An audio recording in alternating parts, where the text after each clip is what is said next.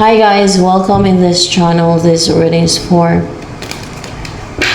water signs, Cancer, Scorpio, Pisces, your energy at this time.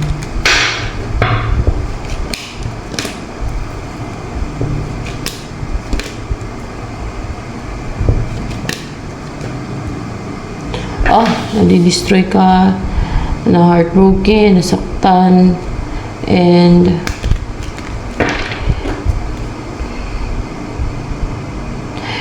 kung ano yung nakikita sa'yo ng mga tao, hindi yan yung totoong ikaw.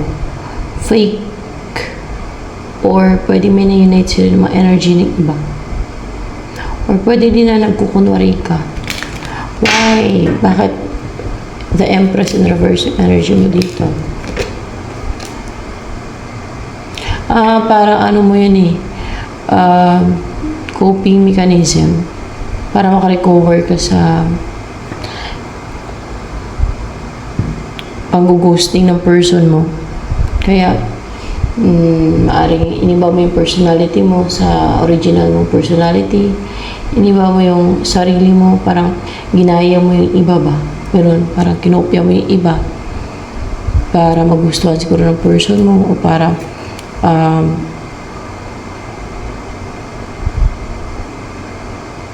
you will like yourself. Pero kung ano yung totoong ikaw, yun ang mas attractive na version mo at powerful na personality mo.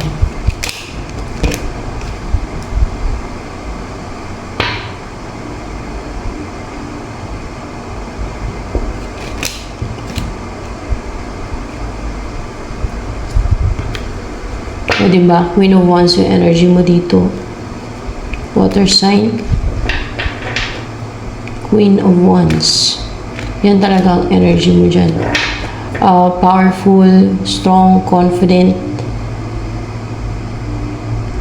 attractive, charismatic, goal-driven, and may pagka-submissive ka. You're not superior. Hindi ka yung klase ng tao na gusto mong mangontrol o mamigil.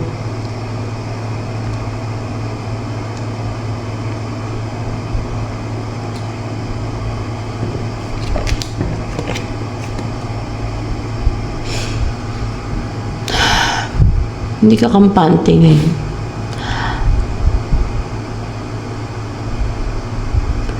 You're stagnant. May nandi-destroy kasi sa'yo. Can we give you some time to think? I'm in the bathroom looking at me. Face in the mirror is all I need. At dumadanas ka pa ng emotional turmoil kasi may nandi-destroy sa'yo. So, be aware sa nararamdaman mo ngayon. It means na may nang-aatake yan sa'yo. O may nandi-destroy sa'yo. O kaya, naka-experience ka ng emotional turmoil. Parang naluluha ka, na negative yung emotion mo. But you have the strength. You are strong. You have the inner strength.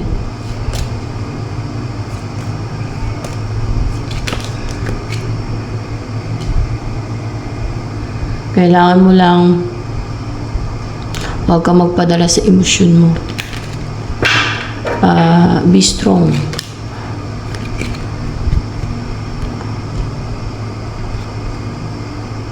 At strong ka naman Huwag ka lang magpadala sa emosyon mo.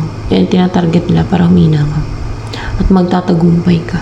Over dito sa nandi-destroy sa'yo. Sa nang-atake sa'yo. Ano yung message for you?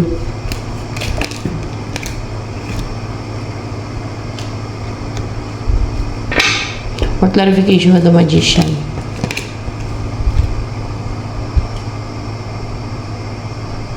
Ibig sabihin, makukumpleto na daw yung tools mo. Hindi ka na magagawa ng deceit. Ibig sabihin, pag kumpleto yung tools mo, like protection, shield mo sa sarili mo, na hindi na magtatagumpay yung deceit nila, hindi na tatalab sa yung mga deceit nila. Matatanggal na din pati yung mga binuhos sa iyo, like negativity, at yung mga binuhos nila sa iyo na mga ill intention, negativity, and ano pa. Hindi na nila yung ma-atake yung isip mo ng mga ano namang mga spiritual attacks na yan. Let's see.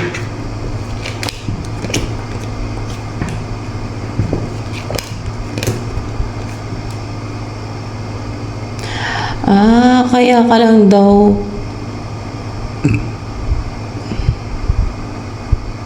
nagiging emotional kasi may mga baggage ka, may makarga ka, kasi may nandidestroy nga sa'yo. Pero, you are strong. May inner strength ka. So, tap into your energy na strong ka. Huwag ka magpadala sa emosyon mo.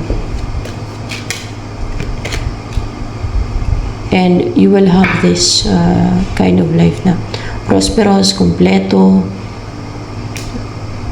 abundant yung buhay mo, at hierophant. Swera hierophant. Ikakasal kayo ng person mo. Kung hindi ka pa kakasal kayo ng person mo, hierophant, pwede din marriage yun eh. Ikakasal kayo sa pare or mataas yung katungkulan sa simbahan, pwede mapare nga, gano'n.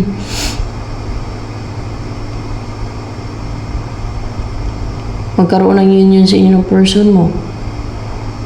Kakasal kayong dalawa, masasama kayong dalawa, bubuo kayo ng kompleto at prosperous na buhay. Kompletong pamilya, prosperous na buhay. Yan. Kaso, hindi ka lang excited pa, no? And hindi ka lang matapang na gumawa ng action pa ngayon o movement dahil may nandidestroy pa sa'yo ngayon. Kailangan mo overcome yan. O, di ba? Ito, gusto mang-control sa'yo. Devil nga. Devil ang nandidestroy sa'yo.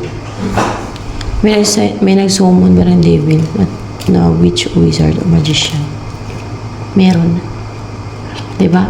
May nag-summon dyan. At mukhang consistent pa yung pag-summon niya. Alam niyo kung bakit nakapag-summon niya ng devil? Yung nagsusummon na yun ng devil. Nagbinta na sa lain ng kaluluwa niya. Singlang din yun. Sa devil. Kaya nakapag-summon. Pero ito tandaan niya ha. Yung mga nagsusummon na yan ng devil, sa bilang buhay, parusa na kasi impyerno, eternal na yung parusa ng God sa kanila. Kasi pag bininta mo at sinanla mo kaluluwa mo sa devil, wala, hindi naman bawian yan eh. Bininta nila yung kaluluwa nila, sinanla na yung kaluluwa nila. Sino sa kanila na tutulong sa nas? Jesus Christ. Sige sila pamiste na iba, kaya sinanlaan na yung kaluluwa at bininta nila yung kaluluwa nila para makuha nila yung gusto nila, para malaya sila pamiste ng kapwa nila, ng ibang tao. Katulad niyan, ginagawa sa'yo. Yung ginagawa nila ay demonic, hindi lang yan basta kasalanan. Ang tawag sa kanila ng Jesus Christ, anak ni Satanas eh, hindi anak ng Diyos eh. Oh.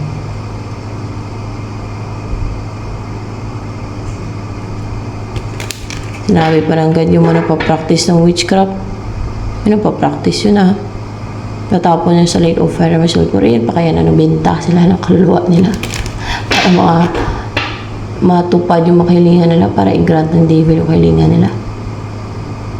Para makuha nila yung mga gusto nila.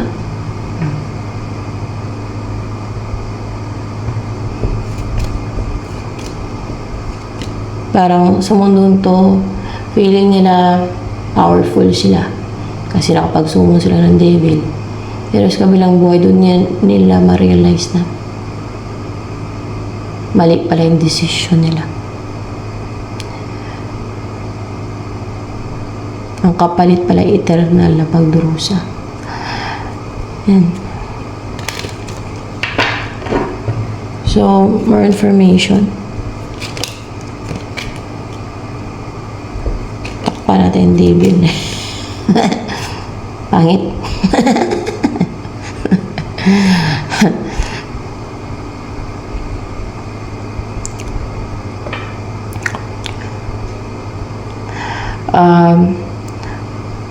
Magsasucceed ka na, magtatagumpay ka na,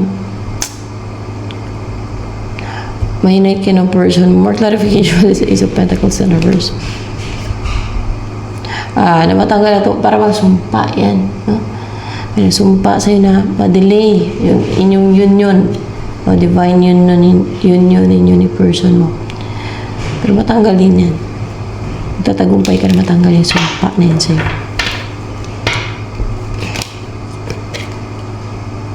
At maging clear na din yung judgment ng isipan mo. At maging stable, secured, comfortable, maging maganda na din ang buhay mo. Maging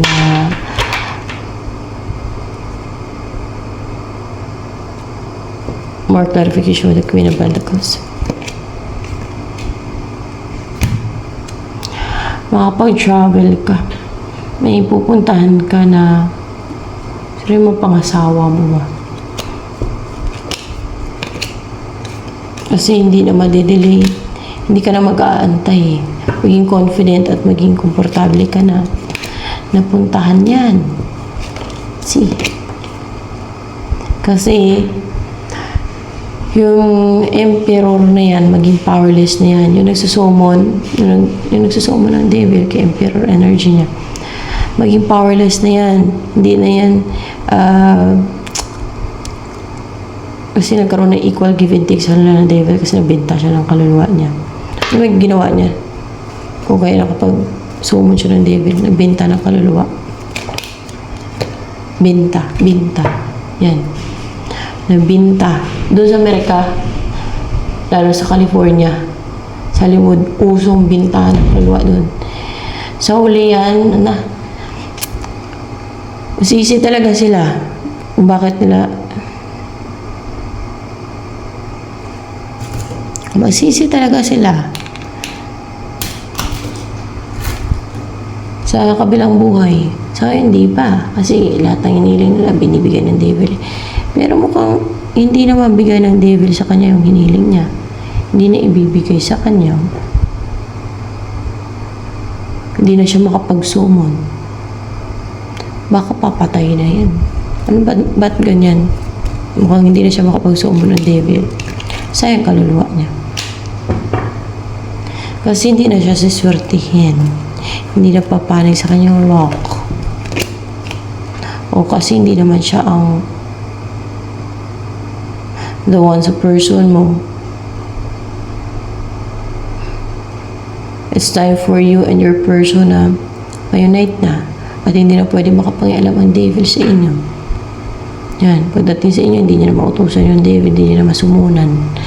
Hindi na siya makahiling sa devil. Kasi sabihin ng God, ay tigil mo pakialam dyan sa pangialam dyan sa dalawa na yan. Tama na yung pagdaanan nilang challenges.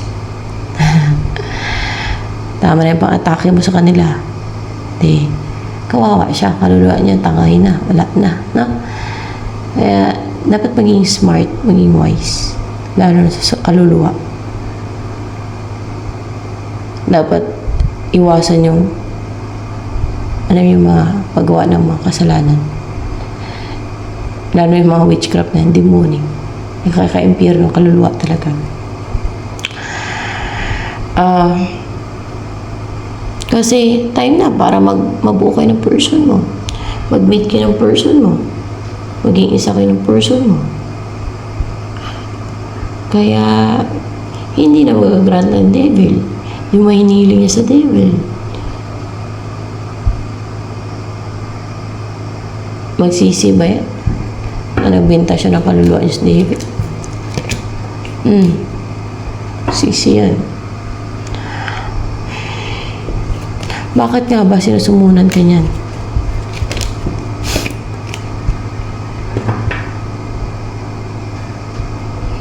Kaya ang gusto niya, hindi mo ipaglaban si person mo. Tama. Manipula ka niya sa devil. Para hindi mo ipaglaban si person mo. Tsaka, para hindi ka mag-take ng action sa person mo. Diba? Ganyan yung estilo nila eh. Para maging hopeful siya. Maging positive siya at maging inspired. At ikaw ay maging malungkot para maging positive siya. Ikaw ang masaktan. Para positive yung mangyari sa buhay niya. Makuha niya yung gusto niya. Baka gusto niya person mo makuha. Gusto niya bumuo ng family with your person. Pero hindi ka para sa kanya. Gusto niya pilit through that. So, ito na lamang for Cancer, Scorpio, Pisces, water signs.